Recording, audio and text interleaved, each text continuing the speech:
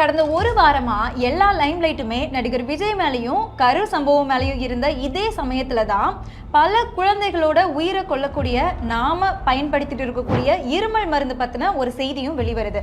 October 1ஆம் தேதி நம்ம மருந்து கட்டுப்பாட்டு துறைக்கு ஒரு கடிதம் வருது மத்திய பிரதேசத்துல இருந்து. அந்த கடிதத்துல என்ன சொல்லியிருக்காங்க அப்படின்னா, அங்க ஒரு 9 குழந்தைகள் கல்லீரல் பாதிக்கப்பட்டு சிறுநீரகம் செயலிழந்து இறந்திருக்காங்க. இப்போ அது 11 பேரா அதிகரிச்சிருக்கு. அந்த குழந்தைகள் எல்லாமே சளி, காய்ச்சல், இருமல் இந்த நோய்க்காக ஹாஸ்பிட்டல் ட்ரீட்மெண்ட் எடுத்ததாகவும், ட்ரீட்மெண்ட் எடுத்த ஒரு சில நாள்லயே இவங்களோட முகம் எல்லாமே வீங்கி உடம்பு சரியில்லாமல் போய் அதுக்கு அடுத்த ட்ரீட்மெண்ட் போகும்போது அவங்களோட சிறுநீரகம் பாதிக்கப்பட்டிருக்கதா தெரிய வந்திருக்கு. அதுலேருந்து ஒரு சில நாள் அந்த குழந்தைகள் எல்லாமே இறந்து போயிருக்காங்க. இதுக்கு அவங்களுக்கு பரிந்துரை செய்யப்பட்ட அந்த மருந்துகள் தான் காரணம் அப்படின்னு சந்தேகப்படுறதா அந்த கடிதத்தில் தெரிவிச்சிருக்காங்க.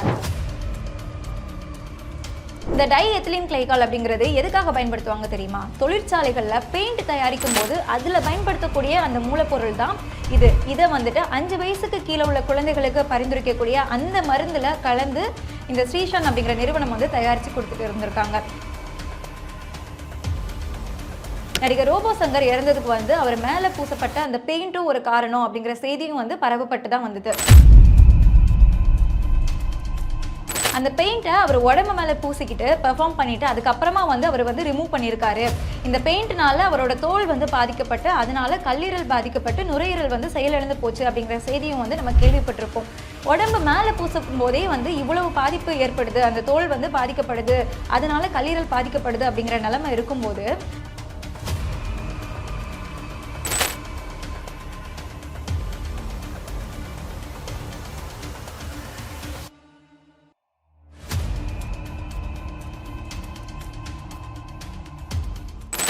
வேலை வேண்டுமா? ப்ளூ ஓஷன் இருக்கிறது. 10th 12th டிப்ளமோ டிகிரி படித்தவர்களுக்கு உணவு, தங்குமிடம், இஎஸ்ஐ, பிஎஃப், இன்சூரன்ஸ் உள்ளிட்ட சலுகைகளுடன் அனுபவத்திற்கேற்ற நல்ல சம்பளம் 15,000 முதல் 30,000 வரை. பெண்களுக்கு முன்னுரிமை. 2,000க்கும் மேற்பட்ட வேலை வாய்ப்புகள் உள்ளன. இப்போதே தொடர்பு கொள்ளுங்கள். Blue ocean. கடந்த ஒரு வாரமா எல்லா லைம் லைட்டுமே நடிகர் விஜய் மேலேயும் கரூர் சம்பவம் மேலேயும் இருந்த இதே சமயத்துல தான் பல குழந்தைகளோட உயிரை கொல்லக்கூடிய நாம பயன்படுத்திட்டு இருக்கக்கூடிய இருமல் மருந்து பத்தின ஒரு செய்தியும் வெளிவருது. அக்டோபர் 1ஆம் தேதி நம்ம மருந்து கட்டுப்பாட்டு துறைக்கு ஒரு கடிதம் வருது மத்திய பிரதேசத்துல இருந்து. அந்த கடிதத்துல என்ன சொல்லியிருக்காங்க அப்படின்னா, அங்க ஒரு 9 குழந்தைகள் கல்லீரல் பாதிக்கப்பட்டு சிறுநீரகம் செயலிழந்து இறந்திருக்காங்க. இப்போ அது 11 பேரா அதிகரிச்சிருக்கு. அந்த குழந்தைகள் எல்லாமே சளி, காய்ச்சல், இருமல் இந்த நோய்க்காக ஹாஸ்பிட்டல் ட்ரீட்மெண்ட் எடுத்ததாகவும், ட்ரீட்மெண்ட் எடுத்த ஒரு சில நாள்லயே இவங்களோட முகம் எல்லாமே வீங்கி உடம்பு சரியில்லாமல் போய் அதுக்கு அடுத்த ட்ரீட்மெண்ட் போகும்போது அவங்களோட சிறுநீரகம் பாதிக்கப்பட்டிருக்கதா தெரிய வந்திருக்கு. அதுலேருந்து ஒரு சில நாளில் அந்த குழந்தைகள் எல்லாமே இறந்து போயிருக்காங்க. இதுக்கு அவங்களுக்கு பரிந்துரை செய்யப்பட்ட அந்த மருந்துகள் தான் காரணம் அப்படின்னு சந்தேகப்படுறதா அந்த கடிதத்தில் தெரிவிச்சிருக்காங்க. அவங்களுக்கு என்ன மருந்தை பரிந்துரை பண்ணியிருக்காங்க அப்படின்னு பார்க்கும்போது கோல்ரிஃப் அண்ட் நெக்ஸ்ட்ரோஸ் டிஎஸ் இந்த 2 மருந்துகளை தான் அந்த 5 வயசுக்கு கீழே உள்ள அந்த குழந்தைகளுக்கு பரிந்துரை செஞ்சிருக்காங்க. குறிப்பாக கோல்ரிஃப் இந்த சிறப்பு இருக்குல்ல, இது நம்ம தமிழ்நாட்டில் காஞ்சிபுரத்தில் தயாரிக்கப்பட்ட ஒரு மருந்து.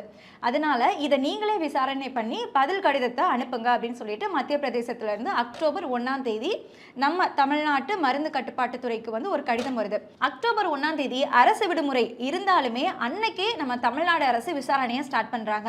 இந்த மருந்து எங்க தயாரிக்கிறாங்க அப்படின்னா, காஞ்சிபுரத்தில் உள்ள ஒரு ஸ்ரீசன் அப்படிங்கிற நிறுவனம் தான் இந்த கோல்ரிஃப் இந்த சிறப்பை தயாரிச்சு அதை விநியோகம் செஞ்சுட்டு வராங்க. அதனால அந்த நிறுவனத்துக்கு அன்னைக்கே இன்வெஸ்டிகேஷனும் போறாங்க. அங்க இருந்து இந்த கோல்ரிஃப் சிரப் கூடவே அங்க தயாரிக்கக்கூடிய ஒரு 4 சிறப்பை ஆய்வுக்காக எடுத்துட்டு வராங்க. அதோட அங்க இருக்கக்கூடிய ஸ்டாக்ஸ் இருக்கலாம், இப்போ ஒரு கம்ப்ளைண்ட் வந்திருக்கு, அங்க இருந்து நம்ம இன்வெஸ்டிகேஷனுக்காக எடுத்துட்டு வந்திருக்கோம்.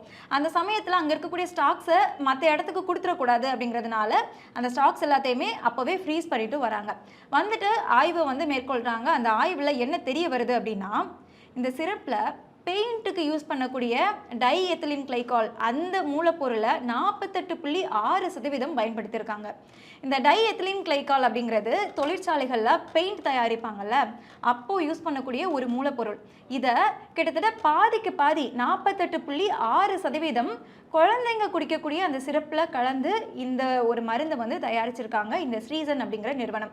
நம்ம எல்லாருமே ரீசெண்டாக ஒரு நியூஸை கேள்விப்பட்டிருப்போம். நடிகர் ரோபோ சங்கர் இறந்ததுக்கு அவர் மேலே பூசப்பட்ட அந்த பெயிண்ட்டும் ஒரு காரணம் அப்படிங்கிற செய்தியும் வந்து பரவப்பட்டு தான் வந்தது. அந்த பெயிண்ட்டை அவர் உடம்பு மேலே பூசிக்கிட்டு பெர்ஃபார்ம் பண்ணிட்டு அதுக்கப்புறமா வந்து அவர் வந்து ரிமூவ் பண்ணியிருக்காரு. இந்த பெயிண்ட்னால அவரோட தோல் வந்து பாதிக்கப்பட்டு அதனால கல்லீரல் பாதிக்கப்பட்டு நுரையீரல் வந்து செயலிழந்து போச்சு அப்படிங்கிற செய்தியும் வந்து நம்ம கேள்விப்பட்டிருப்போம்.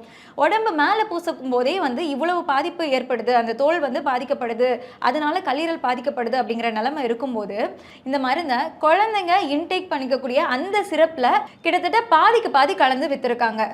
இது தெரிஞ்ச உடனேயே அந்த நிறுவனத்துக்கான அந்த விநியோகத்துக்கு வந்து தடை விதிக்கிறாங்க. அது மட்டும் இல்லாமல் தமிழ்நாட்டில் இந்த மருந்து பயன்படுத்துறதுக்கும் தடை விதிக்கிறாங்க. அது கூடவே தெரிஞ்ச அன்னைக்கே, அதாவது 24 மணி நேரத்துக்கு உள்ளாவே இது எல்லாமே கடிதம் வந்தால் அரசு விடுமுறை நாளாக இருந்தாலுமே அந்த நாளில் 24 மணி நேரத்துக்குள்ள இந்த விசாரணை எல்லாத்தையுமே மேற்கொள்கிறாங்க. அதோட ஃபார்ம் 13 மூலமாக இந்த மருந்து தரமற்றது அப்படிங்கிறதையும் இஷ்யூ பண்ணி ஸ்டேட் வைட் ஃபுல்லாகவே இதை பற்றின ஒரு அலர்ட்டையும் வந்து அப்டேட் பண்ணுறாங்க தமிழ்நாடு அரசு. கூடவே அந்த உற்பத்தியாளர் இருக்காங்கல்ல ஸ்ரீசன், அந்த நிறுவனம் கிட்டேயே வந்து விநியோக பட்டியலை வாங்குறாங்க. அதை வாங்கி மாநிலத்தில் எந்தெந்த இடத்துல, ஏன்னா சில்லறையாக எல்லா இடத்துலையுமே வந்துட்டு இந்த மருந்து வந்து நம்ம நிறைய மெடிக்கல் ஷாப்லாம் வாங்கிட்டு இருப்போம் இல்லையா, இப்போ வந்து தடை பண்ணியிருக்காங்க அப்படிங்கிறது அந்த ஏரியாவுக்கு போய் சேராமல் கூட இருக்கலாம் இல்லையா. அதனால எந்தெந்த இடத்துலலாம் வந்துட்டு இதை விநியோகம் பண்ணிட்டு இருக்காங்க அப்படிங்கிறத தெரிஞ்சு அந்த இடத்துல எல்லாத்துலேயுமே ஸ்டாக்கை ஃப்ரீஸ் பண்ணுறதுக்கும் உத்தரவு போட்டிருக்கு நம்ம தமிழ்நாடு அரசு.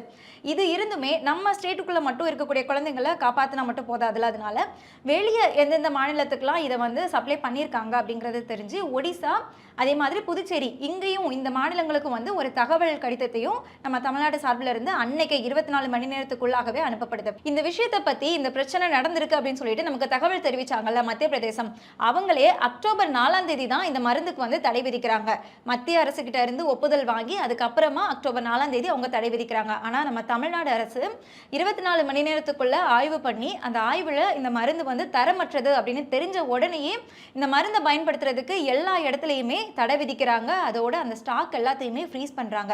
அது மட்டும் இல்லாம அக்டோபர் 3ஆம் தேதியே இந்த நிறுவனத்துக்கு வந்து இதை தயாரிக்கிறதுக்கான உரிமத்தை ரத்து பண்றதுக்கான ஒரு நோட்டீஸையும் அனுப்பியிருக்காங்க. இது எல்லாமே நம்ம குழந்தைகளுக்கு பாதிப்பு அப்படின்னு தெரிஞ்ச உடனேயே அன்னைக்கு 24 மணி நேரத்துக்குள்ளேயே பண்ணியிருக்காங்க தமிழ்நாடு அரசு. அதனால தமிழ்நாடு அரசுக்கு வாழ்த்துக்கள். நம்ம குழந்தைங்களுக்கு நம்ம ஒரு மருந்து கொடுக்குறோம் அப்படின்னா அந்த மருந்தை வாங்கின உடனே அதோட மேனுஃபேக்சரிங் டேட், எக்ஸ்பைரி டேட், இது எல்லாமே நம்ம கண்டிப்பா செக் பண்ணணும். அது மட்டும் இல்லாம நம்ம வந்து மருத்துவர் பரிந்துரைக்கப்பட்ட அந்த மருந்து தான் எடுத்துக்கணும் அப்படின்னு எல்லா இடத்துலையுமே சொல்றாங்க. நமக்கு வந்து முதல்ல கொடுக்கக்கூடிய அட்வைஸே வந்துட்டு அதுவாக தான் இருக்கும். ஆனால் எந்த மருத்துவரை நம்ம தேர்ந்தெடுக்கிறோம் அப்படிங்கிறதையும் நம்ம வந்து கண்டிப்பாக கவனிக்கணும். ஏன்னா இந்த மருந்துமே வந்துட்டு அங்கே மத்திய பிரதேசத்தில் மருத்துவர் பரிந்துரை செஞ்ச ஒரு மருந்து தான். அதே மாதிரி தமிழ்நாட்டிலையும் நிறைய இடங்கள்ல வந்து இந்த மருந்தை இன்னுமே பரிந்துரை செஞ்சுட்டு வராங்க. அதாவது இந்த தடை உத்தரவு போடுறதுக்கு முன்னாடி பரிந்துரை செஞ்சுட்டு வந்துட்டு இருந்திருக்காங்க. அதனால நம்ம எந்த மருத்துவரை போய் பார்த்து குழந்தைகளுக்கு ட்ரீட்மெண்ட் எடுக்கிறோம் அப்படிங்கிறது வந்து நம்ம கண்டிப்பாக தெரிஞ்சுக்கணும். அது மட்டும் இல்லாமல் அவங்க ஒரு மருந்தை எழுதி கொடுக்குறாங்க அப்படின்னா அதோட லேபிளில் என்னென்ன இன்க்ரீடியன்ட்ஸ் இதை வந்து ஆட் பண்ணியிருக்காங்க, என்னென்ன மருந்து வந்து இதில் கலந்துருக்கு,